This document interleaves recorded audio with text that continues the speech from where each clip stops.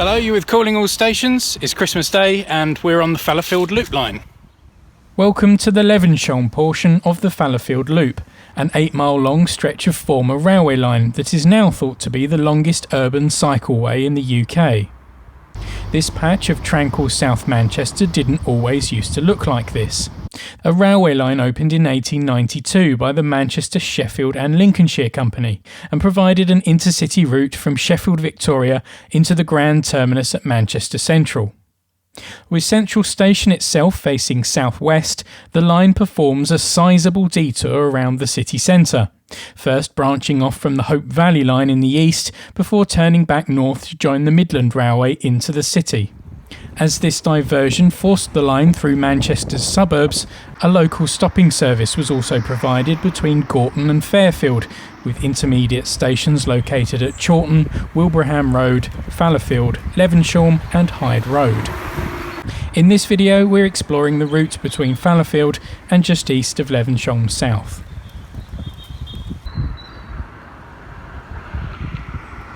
By 1923 the line had been absorbed into the LNER and was now beginning to suffer from competing Trans-Peak District rail services, most notably the Manchester Piccadilly to Sheffield Victoria Woodhead route. However, with the line acting as a bypass to Manchester, the route was still popular with freight and long-distance passenger traffic, such as the Liverpool to Harwich boat train. Come the 1930s, the stopping service had been greatly reduced, and even though consideration was given to electrification, British Rail decided to axe local services completely in July of 1958.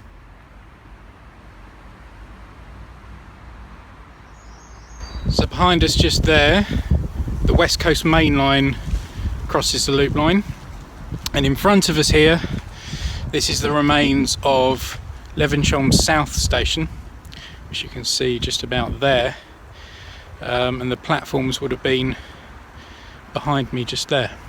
Built with the line in 1892 to a typical MS and LR red brick design, Levenshulme South is one of two surviving examples of station buildings on the loop line.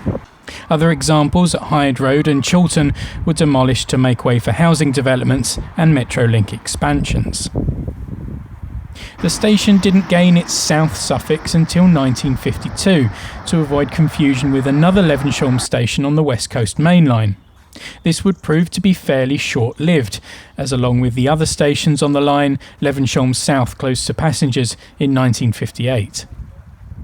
So this is the remains of Levenshulme South Station. You can see where the stairs down to the platform would have come. So if I go over here, I'm just about standing on the eastbound platform.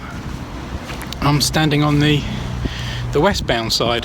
So if we go back that way, you're actually heading west, but you actually do this loop around Manchester and you end up coming up sort of near Deansgate and Oxford Road into Manchester Central, which still exists, and it's this massive building. It was sort of an exhibition centre called GMEX. I'm not quite sure what they use it for now. There's probably some information being popped up on your screen below. But this way goes out to the East Pennines. Shortly after leaving Levenshulme we come to this wrought iron bridge, a clear clue to the area's past.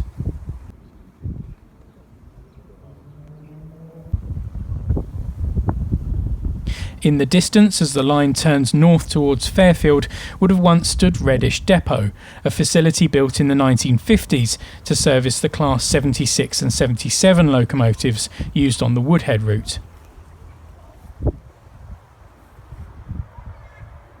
Express intercity services on the Fallowfield Loop would hobble along until the beaching cuts of the 1960s, where after 1969 the route was relegated to freight-only duties.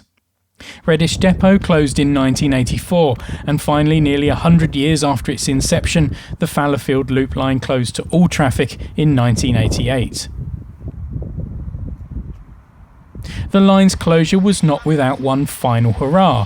For 5 days in 1987, a short stretch of the line near Hyde Road began carrying passengers once again, as the then brand new Docklands Light Railway trains were being demoed to the public. This also followed a similar demonstration of prototype Metrolink rolling stock earlier in the year.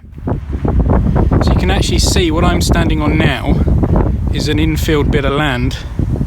If we look back down there, you can see back down to Levenshulme South Station, the pathway dips down, and if we look in front of us, it's dipping down underneath that bridge.